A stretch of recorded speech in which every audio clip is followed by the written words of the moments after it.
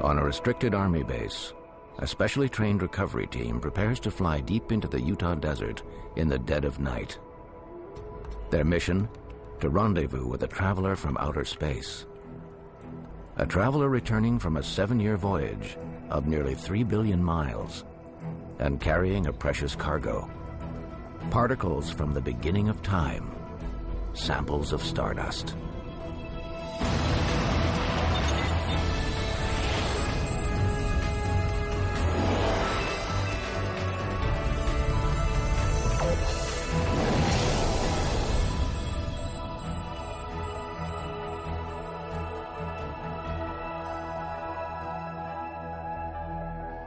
It's the final phase of a 7-year mission, and this is its most critical moment.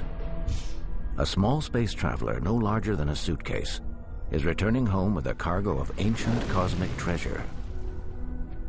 The high-tech capsule of NASA's Stardust mission promises to contain pristine specks of comet dust. Dust that may hold the answer to the beginnings of life. The work of scientists all over the world hangs in the balance. Will Stardust succeed in its mission? Will the capsule survive its fiery re-entry to Earth with its contents intact?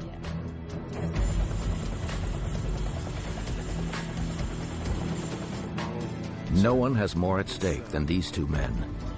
They want to be the first to hold pristine comet dust in their hands. Don Brownlee and Tom Duxbury have invested more than a decade of their careers to this mission, and it's down to the final moments. We've been working this mission for about 10 years. Ask a mother one day before a baby's born how she feels. 10 years ago, this day would never seem to come. This is a mission for the record books. Stardust has clocked more miles than any other return mission. Its capsule will be the fastest man-made object to ever come crashing through the Earth's atmosphere. And it's the first attempt to catch a comet and bring home a snapshot of our solar system from the beginning of time. Some of the samples we're collecting are older than the sun, older than planets, and are interstellar grains that were incorporated in the solar system and in comets 4.5 billion years ago when the solar system formed. Scientists hope this comet dust will tell us about the origin of our solar system, how water and even life came to our planet. The success of this whole mission rides on the spacecraft itself. The man responsible for building the spacecraft is Joe Valinga. The Stardust mission can kind of be summarized as a 3 billion mile, 7-year trip from Florida to Utah, with a little comet encounter thrown in between. Alan Chevront is the spacecraft team chief for Stardust. His job is to take care of the spacecraft. Stardust was designed as a 7-year mission to visit the comet Wild 2 and have a flyby of it, collect dust particles, take some pictures, do a mass spectrometer, and then return the capsule to Earth. A big job for a spacecraft no bigger than a phone booth.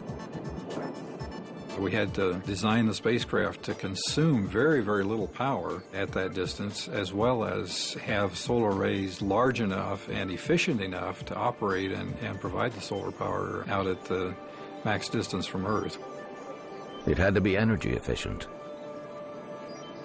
In terms of power consumption, Stardust takes basically 180 watts. So your hair dryer you use in the morning is almost 5 times the power draw as the entire spacecraft. Small and efficient.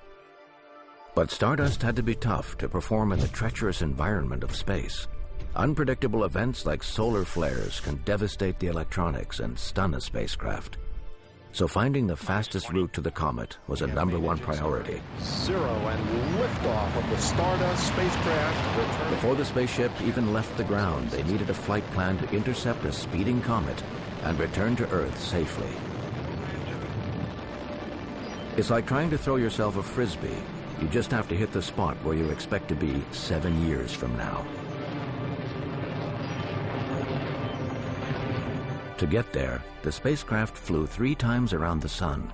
On its second pass, it hitched a ride using Earth's gravity to swing it out halfway to Jupiter, where Comet Wild 2 was passing through.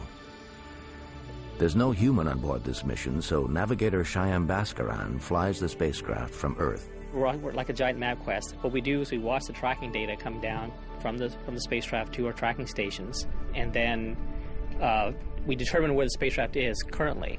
We know where it wants to go, so we then plan and execute maneuvers to take the spacecraft to where it wants to go.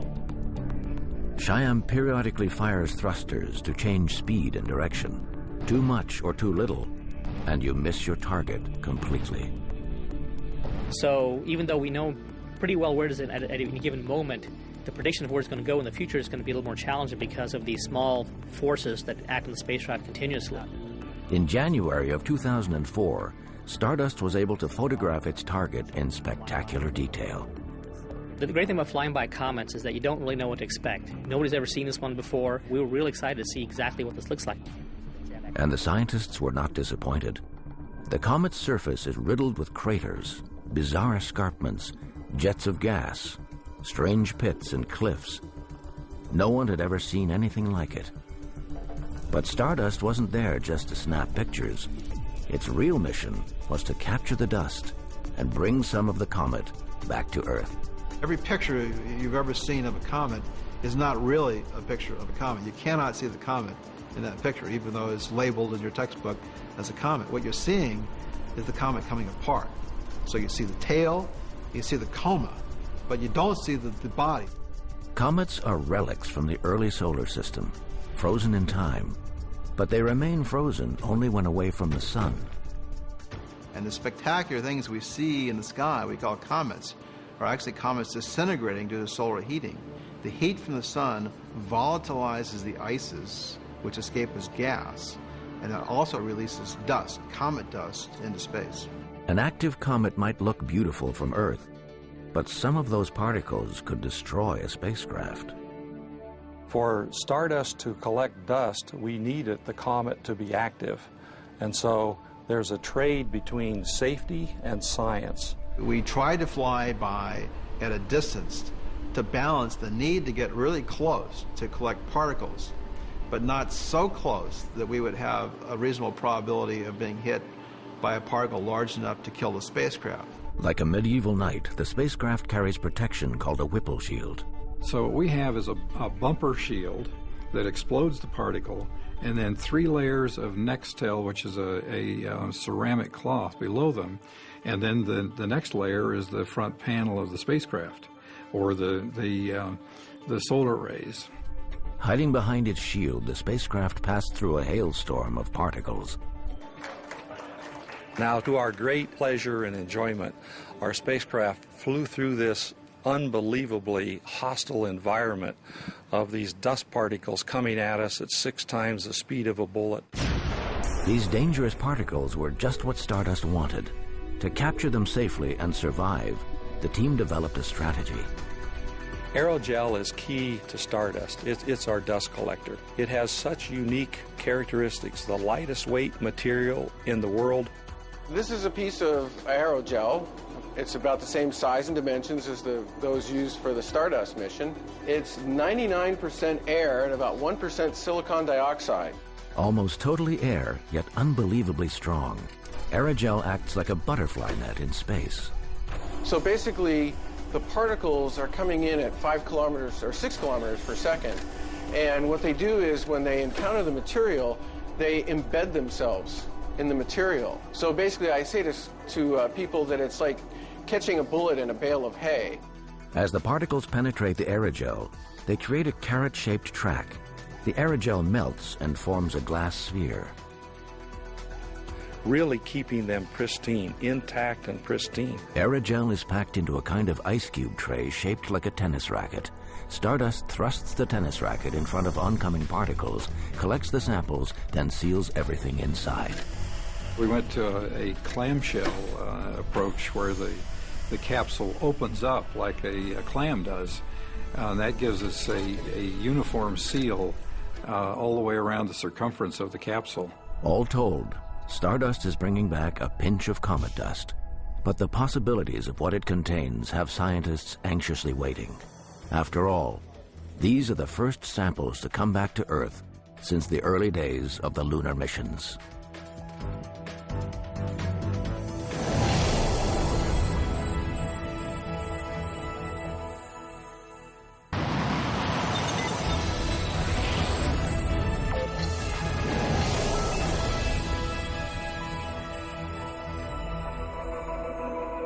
For the first time since the lunar missions of the 1960s and 70s, a space capsule is hurtling back to Earth with solid particles from outer space.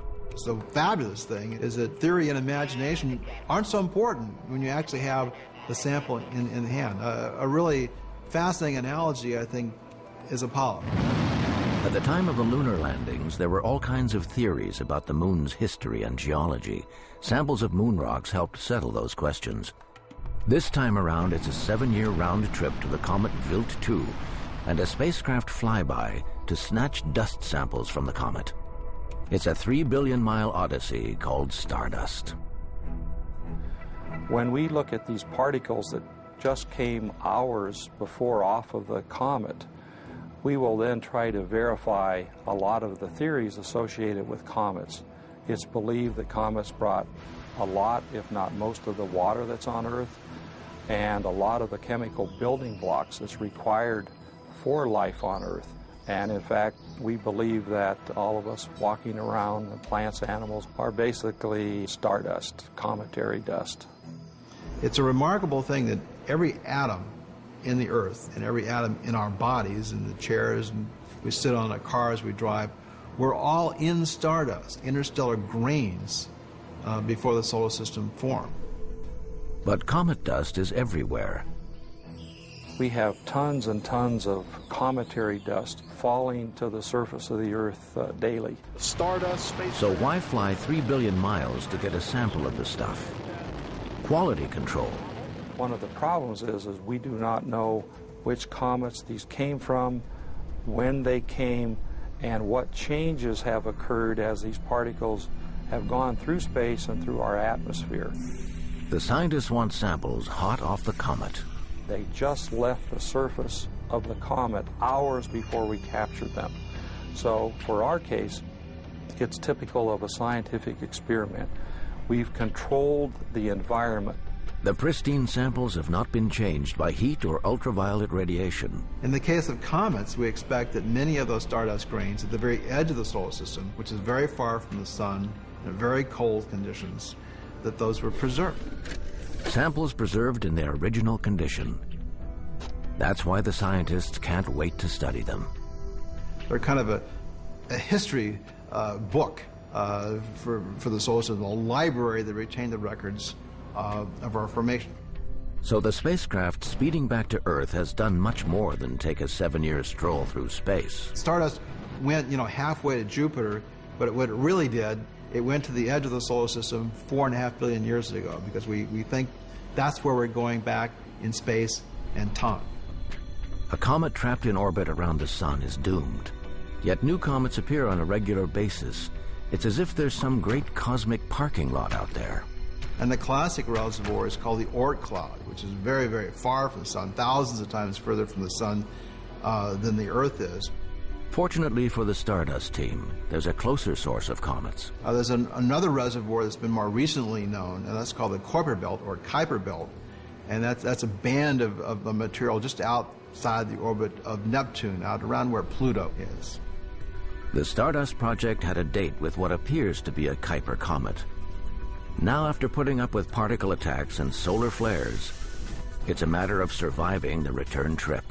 We sat down as a group and tried to identify everything that could possibly go wrong that would impact us from releasing this capsule. And we came up with over 360 items. One reason things could go wrong is speed. We come back very, very fast. We come back much, much faster than the Apollo missions when they come back from the moon. The spacecraft has to come back to Earth on a very specific day within a few seconds of a specific time. Otherwise, it will never land in the desert of Utah. Once again, navigator Shyam Bhaskaran is in the driver's seat. And so at some point, we have to basically give it the instruction to the spacecraft to do a maneuver to take target to the right spot. There is no margin for error. Make the correction at the right point in space, or send the precious samples off into the galaxy. And that's going to be the biggest challenge returning to Earth, because we have a very narrow corridor to hit to come back to the Utah test range. The Stardust spacecraft has been the workhorse of the mission for 7 years, but it will never return to Earth. Instead, it will release the capsule to complete the mission alone.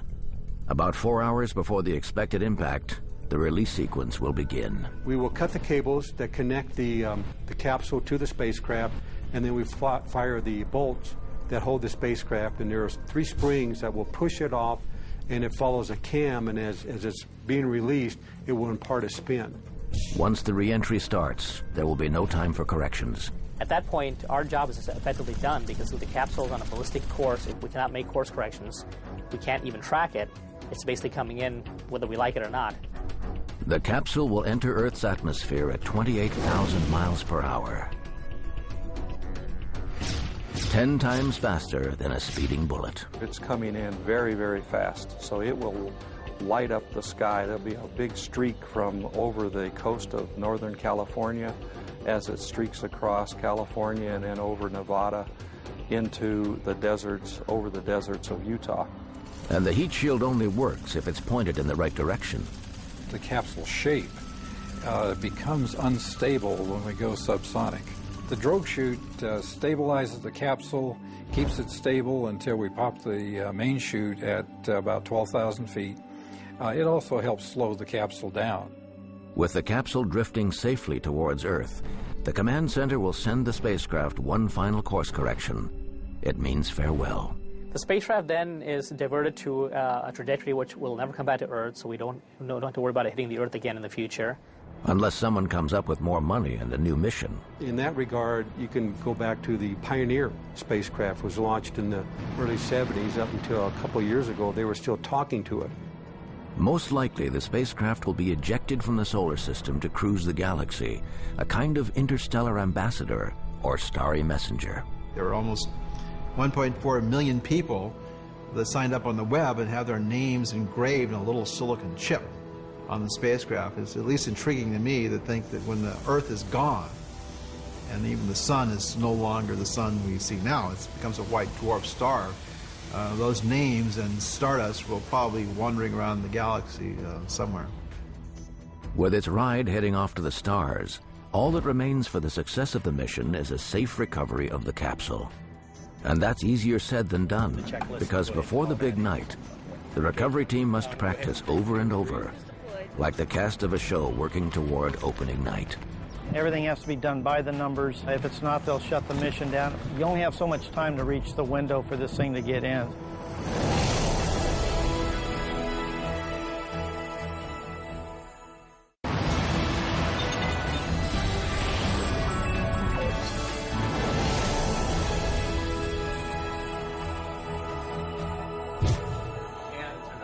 These are the men and women of the Stardust Recovery Team.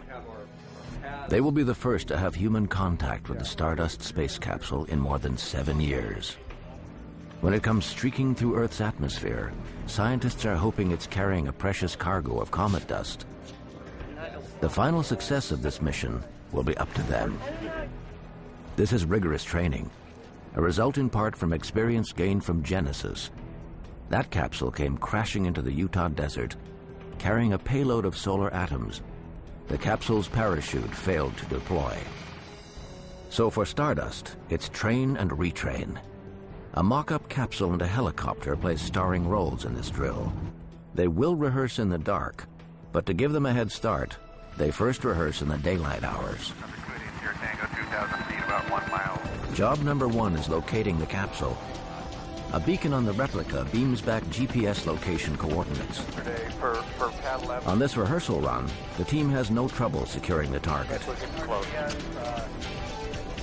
If things go as smoothly as this on the night of the landing, scientists will be one step closer to unlocking the 4.6 billion-year-old secrets that lay embedded in comet dust. But catching the dust isn't the only way to study comets. And Stardust isn't the first NASA mission to try taking a closer look. Deep Impact was the unprecedented mission designed to smash a probe deliberately into the side of a comet. Okay, that's good. Dr. Peter Schultz was co-investigator for the Deep Impact project. The Deep Impact mission was a cratering experiment. By watching the process, by actually watching the injector come out, watching how it evolves, we're able to deduce what the nature of the comet's surface is. Until this mission, astronomers had no way to see inside a comet. We don't know what a comet surface is like, and until Deep Impact, all we could see were images, not even high-resolution images prior to Deep Impact. But Deep Impact changed all that. Like a space-going geologist, the Deep Impact probe dug beneath the surface of the comet, exposing riches from the beginning of time. We are exposing material from below the surface that has not seen the light of day for 4.5 billion years. It's the stuff that we know we probably don't even see from telescopes. It's been hidden, archived. And what it's revealing is helping Dr. Schultz paint a picture of a comet's surface. I think of a comet similar to what happens in the springtime in the Northeast when the snow begins to go away. And you watch the snow disappear, and the place that is left over is the place where you had dirt. While Stardust is looking at the individual comet particles, Schultz is looking at the structure of a comet's surface and the material underneath. Here in his lab, Professor Schultz continues to piece the puzzle together. He's trying to create Deep Impact all over again, kind of like a cosmic chef in a science kitchen. He recreates the space experiment with this: a giant vertical gun that combines hydrogen gas and gunpowder to make craters. The vertical gun allows us to fire a bullet at velocities very close to the Deep Impact velocity, around 4 miles per second. So when we slam into a target, we're able to actually see the crater form. Today, he's testing the idea that the comet has a soft exterior and is hard underneath. Okay, that's perfect. We're really interested in finding out if the comet is made up of a hard, rocky material or if it's made of a fluffy, soft, like sand or maybe powder. And based on work that we had done before, we knew very likely that it was going to be powdery. Schultz starts by putting together the ingredients resembling a comet, which will serve as his target. Ideally, you'd like to use ice, dry ice, organics. Next, Schultz enters the vacuum chamber where the collision with the comet-like materials will take place. He carefully lays down the hard and soft layers believed to resemble the comet. So what we need to do for this shot is to see if we can't put in a layer of highly porous material on top of less porous material and see if we can reproduce what we saw for Deep Impact. The chamber is sealed, the air removed to replicate space where there's no atmosphere to slow scattering debris. After the gun is loaded with a small glass bead, it's carefully aimed. When it goes off, it will fire the projectile 10 times faster than your average bullet. There we go. We're armed and gated. Photo beams. If Schultz has the recipe right, we should see another Deep Impact recorded on high-speed video. I gotta see this. All right. Oh, that is gorgeous. Oh, man. That's spectacular. The results are preliminary, but the collision in the lab seems to resemble the real impact in space. It also suggests what Schultz predicted in the first place. The comet has a soft outer layer. So now we're seeing excavation of the underlying material. Ultimately, Dr. Schultz wants to know why no two comets look alike. They're dramatically different. Why? It could be that some of them had resided in a different portion of the solar system for a longer period of time. Could be that one was captured by Jupiter and was thrown into the inner solar system, got bashed around, and then went back into a place that was a safer place to hide until once again it came in visiting us in the inner solar system. You may never get to visit a comet, but Peter Schultz plans to go along for the ride. Comets have been fascinating, whether you're a kid or a scientist. I mean, I saw one when I was 12 years old, and I've been hooked ever since. Comets are just beautiful to look. They're mysterious. They are foreboding. They started wars, they've ended wars. But on the other side, comets carry with it the ingredients for life. The ingredients including water, organics. We are comets. We are made up of the stuff that make up comets. While some people who get bitten by the comet bug become scientists, most remain amateur fans. Then there's the select few who make comets a lifelong passion. Head south out of Adelaide, Australia, and point yourself toward the sea. After an hour, you'll find a tiny town with a galactic secret. Driving through Yankalilla takes this long. It's not the kind of place you might expect to find a man like Bill Bradfield. Well, all the ones I discovered bear my name. I'm the sole discoverer, 18 altogether. Bill is a comet hunter. I expect to find another one sometime in the near future. In all, he has found and named 18 comets. More than anyone else on the planet. I guess perhaps I persevered more, or maybe made an effort, in particular, getting up in the morning.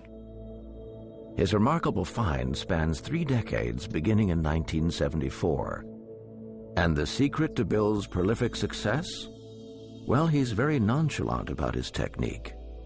Just a matter of sweeping the sky and changing the elevation by little strips, so you gradually going up. Now, you might think someone this good, by the way, Bill is a retired rocket scientist, might also be using the very cutting edge of technology, trying to squeeze every advantage out. It's been lying around for about 2 years and the mice had chewed at and crapped on it and so on, but anyway. Well, you'd be wrong. Look closely at Bill's telescopes and you'll find a man of simple means. Well, I built this in 1970. I was when I got the bug. This is his first telescope. 14 of my discoveries were made with this one. Complete with twine, a juice bottle cap, and a lens that is more than 100 years old. Back in 1970, I paid $60 for it. Second-hand wood and bolts and nuts, yes. He says the secret was in his wooden stand. You can't do an hour's or 2 hours glued at the eyepiece and have a strained neck or whatever. You've got to have comfortable observing, and this gives it to you. Comfort is important, but knowledge and patience are key. The hunt for a comet is measured in thousands of hours spent alone. I discovered my first one after 260 hours. Looking for something that doesn't belong. But when you come across something you don't remember being in that spot, the excitement starts from that moment. It's a comet. Today, Bill uses a more modern, more powerful telescope. F5.6 mirror, Newtonian-type telescope. It uses a collector mirror to focus the light and allow him to see objects even farther away. You see the mirror down there? Yes, and my reflection. Now, he still built this one himself. The wood came from a scrap pile. The precise collector mirror came from California. It's bulky, awkward, and not particularly beautiful, but it works. 3 discoveries made with that one, including the one last year. On any clear morning or clear night, the best place to find Bill is loading up and getting ready to go hunting.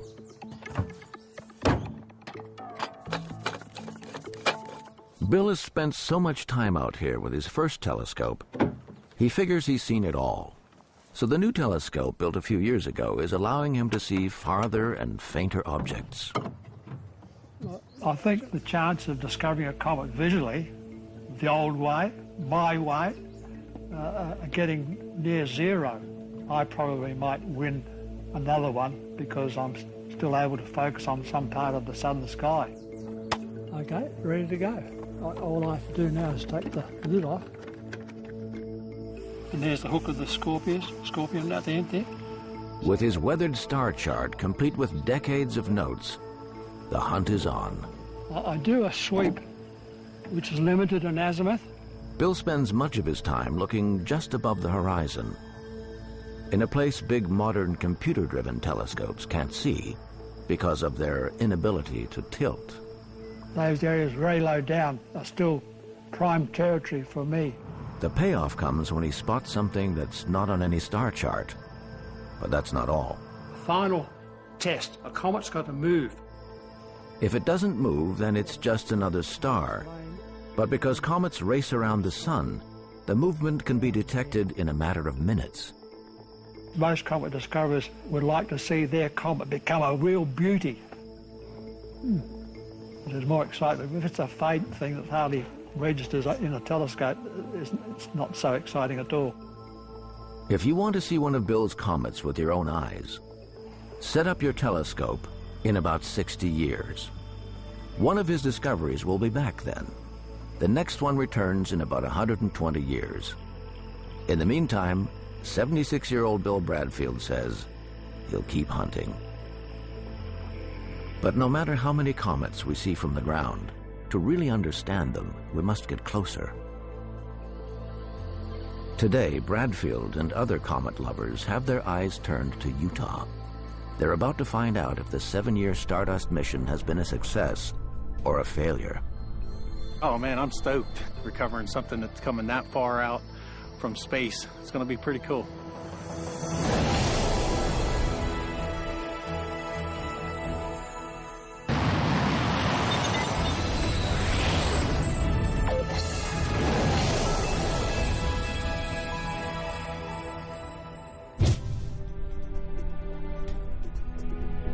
The Stardust capsule will come hurtling back to Earth 10 times faster than a speeding bullet, landing like a fiery ball over the Utah desert, if all goes according to plan.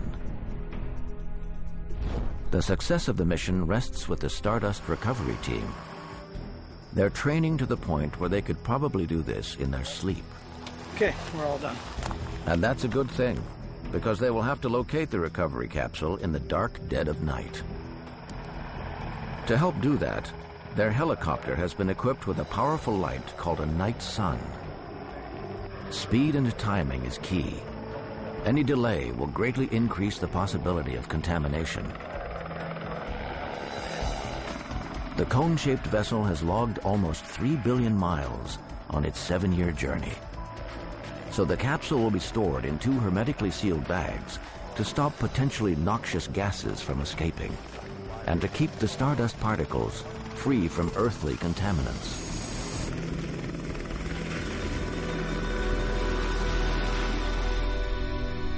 While Stardust's capsule heads back to Earth, the dream of future comet investigation heads deeper into space, aboard the Rosetta spacecraft, the European Space Agency's most daring plan ever. The Rosetta probe was launched into space in May 2004, aboard an Ariane 5 rocket. Its goal? To bring down its dishwasher-sized lander on the body of a comet the size of a small island, documenting its evolution as it heads towards the center of the solar system, shedding its icy outer layer, coming to life under the sun's glow. Rosetta will reach its target in 2014. It's a mission so far in the future that scientists keep a life-sized model of the lander to work on. Stefan Ulametz is project manager. We need to make sure that after 10 years of cruise, people still know how to operate the lander, but also if some problem occurs, how to solve it and what could it be. And in order to have a model here on ground to test commands and also to play a little bit. Scientists and engineers have done everything possible to prepare their small craft, even though they have no idea what the surface of their target comet will be like. Previous missions to comets like Stardust and Deep Impact have raised even more questions and concerns. Oh, of course, it was exciting to see really the cometary surface and to think about how would our target comet look like, and would it be similar, would it look like this? And then, of course, the second thought is, what is this surface like? Is it very soft? Is it hard? Could we handle it with the lander? The Rosetta team built its lander to survive any surface. So it could be an icy, grainy dust world, but it could also have more bizarre ice glacier structures with more snow, more dust. An active comet could be treacherous, shooting out jets of gas and dust as it gets closer to the sun. The craft will orbit the comet for 6 months, analyzing its icy surface, searching for a good place to touch down. One thing is for sure, of course, the gravity is very, very low, making for a very tricky maneuver. If the Rosetta lander comes in too hard, it could bounce back into space and disappear. The solution: 2 harpoons will shoot into the comet's surface, anchoring the lander to the comet. We want to see the stuff itself, we want to grab it, we want to, well, I would say feel it there, you know, and we have instruments which actually can do this. The lander is equipped with 10 such instruments, cameras that act as eyes, a drill that can pierce the comet's surface, analyzers to test gas and particles, even a small oven to heat up samples. Scientists will sift through that data, searching for signatures of organic molecules that will help answer the mystery. Did comets seed life on Earth? That is, if the lander survives its increasingly dangerous ride. As the comet heads toward the sun, it could begin to violently disintegrate. The lander may well be hidden under dust grains or even ejected together with the piece of junk it is sitting on into space. This may happen, but hopefully only after we have all our scientific results we expect to get. Rosetta will have a front row seat for a year, observing and collecting data, surely revolutionizing our understanding of comets. As the Rosetta craft speeds through space toward its rendezvous, Stefan Ulemetz will be anxiously awaiting word from Stardust. Stardust will allow us to analyze cometary material here on ground in our lab. And this is the dream of each cometary scientist, to do this at home in the lab. And we will be able to use this information to optimize our instruments on the comet. For centuries, comets were mysterious and beautiful visitors to Earth. We've been forced to watch them from afar. Now, with Stardust and Rosetta, we have become the travelers. When we come back, the countdown is on as NASA's Messenger returns to Earth, facing its final challenge. This is a spacecraft. You can never say nothing can go wrong.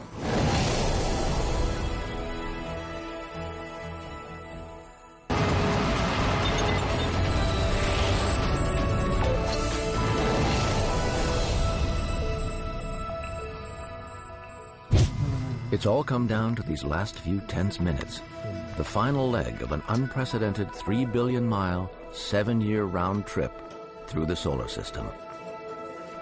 And there's nothing more these NASA scientists can do but wait. Mission Manager, Spacecraft Team Chief. Yeah, I've just been talking to our engineers here, and that the state that we are in is in fact the correct state. A bit more reassuring. Then, another piece of good news. The capsule has successfully released from the spacecraft. And at this time, we can verify that the cable cut and release global variable has switched to 1.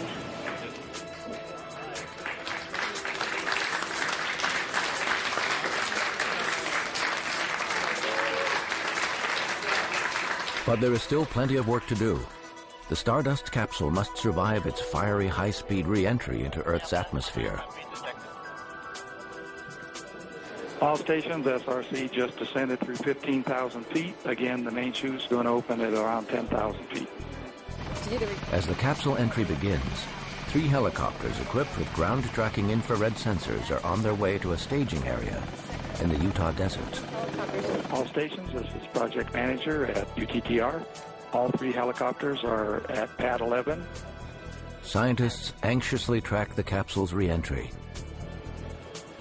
With its sudden drop in speed, it becomes clear that the main parachute has deployed at 10,000 feet. This is the calculated time for the main chute, and we're seeing a deceleration.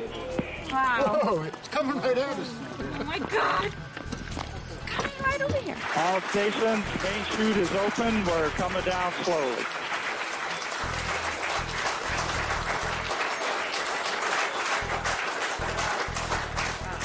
Expected landing in less than 1.5 minutes. Moments later, it touches down. All stations, we have touchdown.